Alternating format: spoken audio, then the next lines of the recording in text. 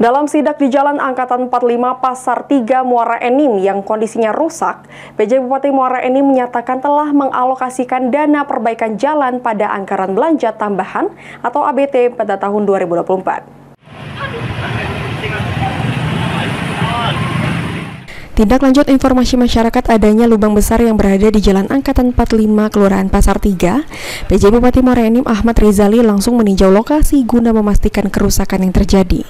Didampingi Pigaksari Dinas PUPR Muara Enim, Ahmad Rizali langsung melakukan upaya perbaikan secepatnya agar masyarakat yang melintas tetap nyaman, apalagi kawasan tersebut sangat dekat dengan pasar yang banyak aktivitas. PJ Bupati Muara Enim Ahmad Rizali mengatakan, setelah ditinjau bersama pihak PUPR akan kita anggarkan melalui Anggaran Perencanaan Belanja Daerah Perubahan atau APBDP pada akhir tahun nanti. Ada 2 titik jalan yang mengalami rusak atau berlubang dengan diameter cukup besar dengan panjang 100 meter. Selain itu, anggaran tersebut juga untuk memperbaiki drainase atau selokan di sepanjang jalan.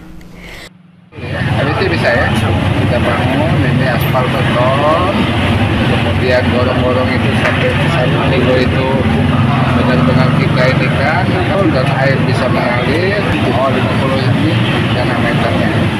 Pemerintah Muara Enim akan selalu memberikan pelayanan termasuk secepatnya memperbaiki fasilitas jalan yang menjadi akses warga. Terlebih jalan tersebut sebagai penghubung menuju pasar yang banyak dilintasi oleh masyarakat.